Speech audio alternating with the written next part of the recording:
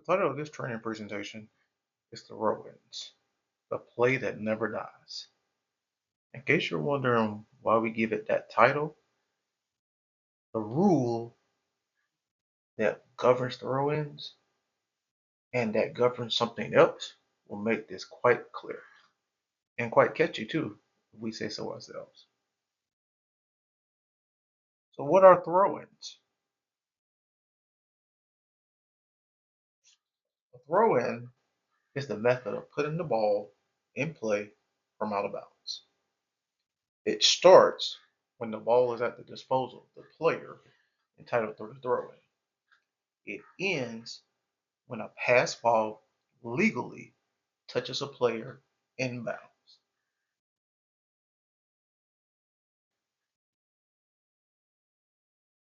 A throw-in play is a live ball play via the live ball dead ball rule, which is Rule 6. I bet you get it now. A throw-in can never be dead. It must always be live. Thus, the play that never dies. I think that's clever, but I digress. So throw-ins can occur while the clock is running. And we're going to add an adverb to that to say while the clock is properly running. And usually the only time this will ever happen is after a goal is scored. Throw-ins can also occur while the clock is stopped. And in this presentation, we're going to emphasize this word properly stopped. Fouls, violations, timeouts, official timeouts, start of a quarter, or start of a half. If you know anything about live ball, dead ball, remember that in all the rule sets we covered, it was governed by Rule 6. Well, guess what? Throw-ins are funny that way as well. In all these rule sets, they can be found and they are governed by Rule 7. Rule 7 also covers out of bounds. So you can clearly see why throw-ins would be in that rule as well.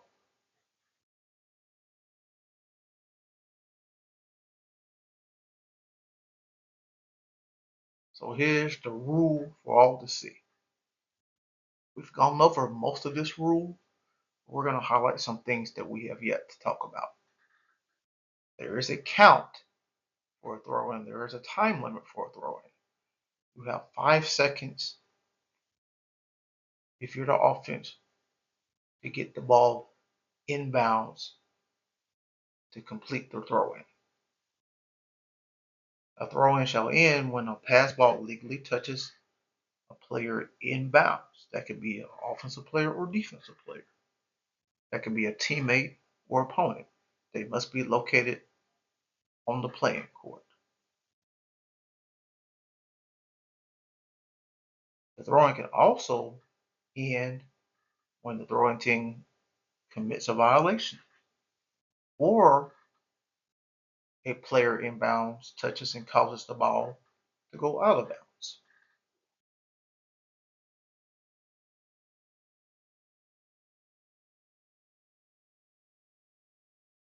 Now, the location of the throw-in falls into 2 categories: the designated spot and the non-designated spot. So the following pertain to a designated spot. The designated spot is the location in which a thrower is presented disposal of the ball out of bounds, as in the following rule says.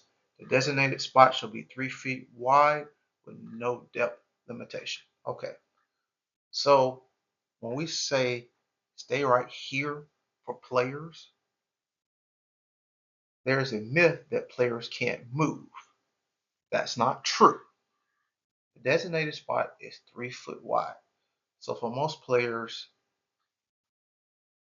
pretty much if you're going east and west, if you were to take 2 steps west or 2 steps east, you would be out you will have violated your designated spot. So essentially, you can think of it as being able to take one step west or one step east as long as your other foot is still in the designated spot.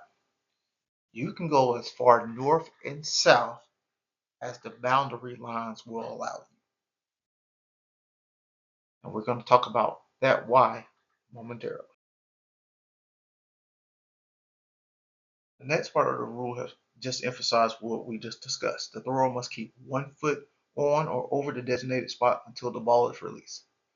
Pivot foot restrictions and traveling rule are not in effect for throwing. Ladies and gentlemen, officials, we cannot travel out of bounds. Therefore, we cannot travel on throwing plays. Dribbling rules do not apply, so we cannot double dribble or we cannot have an illegal dribble or palming violation. If there's insufficient space along the out of bounds line for a throw in or along the boundary lines, official can require the defender guarding the thrower in to move back a reasonable distance to give the thrower in an opportunity to make a throw in. What's also important about throw ins is to know what the thrower can and cannot do and what defenders of the thrower in cannot do. So the thrower in may not touch the ball until it touches another player inbounds. This could be a teammate or opponent. We've gone over that countless times, and we will continue to do so. No opponent of the thrower in shall have any part of the body over the inside plane of the boundary line. That is considered delay of game. Teammates shall not line up next to each other within 6 feet of a boundary line and parallel when an opponent desires a spot between the positions. Kind of reminds you of some jump ball restrictions within near jump ball circle. Teammates may occupy adjacent positions near a boundary line when teammates take adjacent positions that are perpendicular to the boundary line.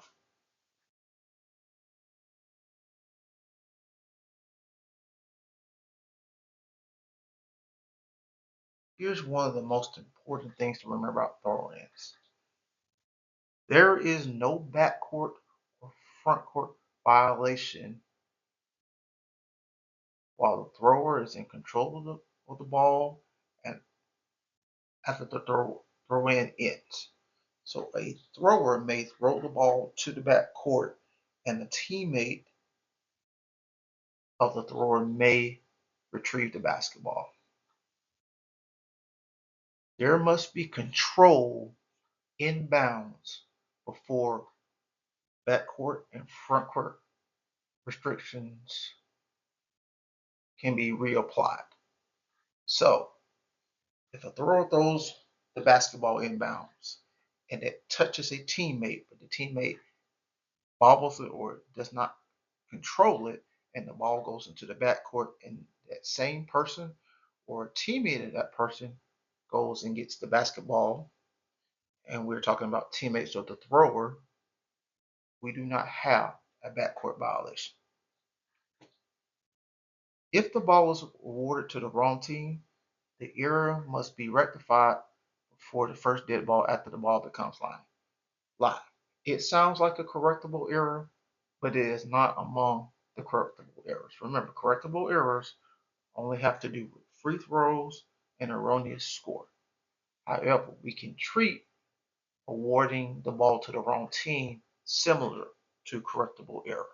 And this is now applicable to National Federation High School as well. Let's talk about ball locations for throw-ins.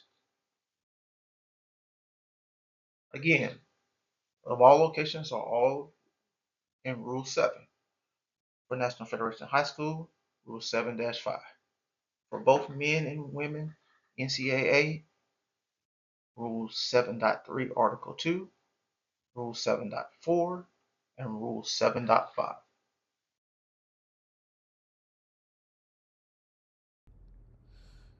Beginning with the 2025 basketball season, we can see that our ball locations for throw-ins has been simplified.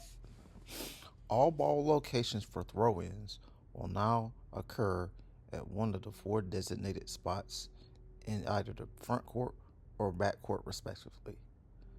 Two of our designated spots occur at the 28-foot mark along the sidelines, which for NFHS basketball is the boundary for our coaching box. Along the inline or baseline, we have two designated spots 3 feet from the boundary of the lane lines. Throw-ins will now occur at one of the four designated spots given the location of the basketball, as you can see by our diagram. Now we're going to take a look at some throw-in plays and analyze each of these throw-in plays at the conclusion of each play. Made it to the air and got the roll. Notre Dame on the board first. Here. So on this play, Notre Dame scores a goal. Remember, the ball becomes dead while it goes through the basket. When NC State number 2 has the ball at her disposal, the ball becomes live. She conducts the throw-in play. This is a situation where a throw-in occurs with the clock properly running. How do I know that a throw-in has a ball status alive? Because our live ball, dead ball rule, Rule 6, tells us the 3 ways that a dead ball can become live is with a jump ball after it's been tossed by the official,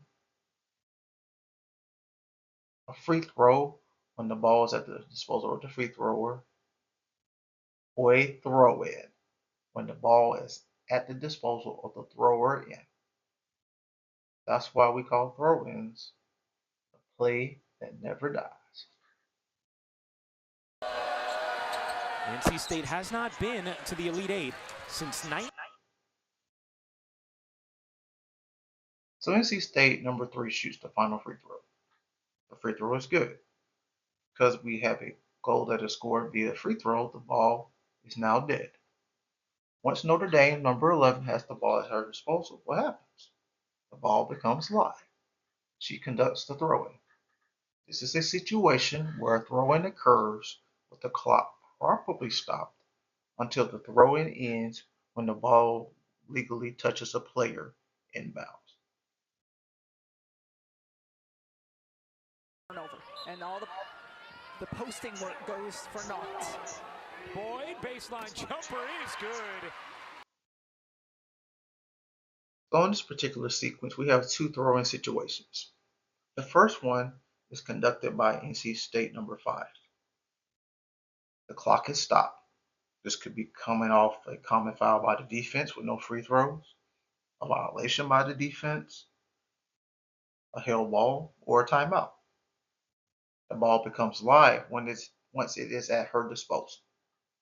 Eventually, NC State number 5 will score a 3-point goal. The ball becomes dead as a result of the made goal until it is at the disposal of Notre Dame's number 34.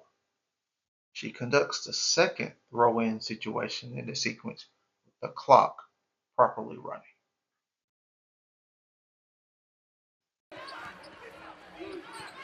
Citron. Brown Turner fell, thwarted the path of Citron.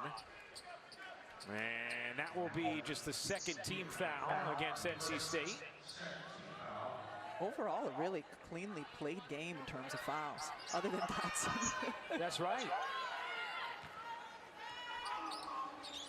Here's Miles, flagging it down, 7. So we have a designated spot front court throw-in at the 28-foot mark. This is a result of the blocking foul committed by the defense.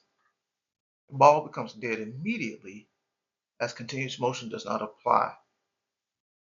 NC State number 11 conducts the front court throw-in from the designated 28-foot mark.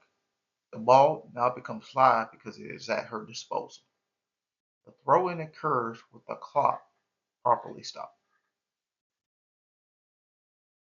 First half stats, they are brought to you by Geico. This throw-in takes place at the division line. This particular situation is one where the throw-in begins the quarter or half. In this case, it begins the second half, third quarter. The ball becomes live when it is at the disposal of the player out of bounds. This is a situation where a throw-in occurs with the clock properly stopped until the throw-in ends when the ball legally touches a player inbounds. Throw-ins, the play that never dies. Now you know why. Because throw-ins are live ball plays. Once the ball is at the disposal of the throw-in, the ball will become live. Throw-ins occur when the clock is properly running. They can also occur when the clock is properly stopped. Remember all the situations that can result in throw-in plays: violations, common fouls where we don't shoot, start of a quarter or half, an official stoppage, last free throw made, a goal being scored. We hope you've gained some valuable insight into throw-ins and to why they are so important to understand. We thank you for spending some time with us today. We hope you have a great day, a great week, a great month, a great year, a great season.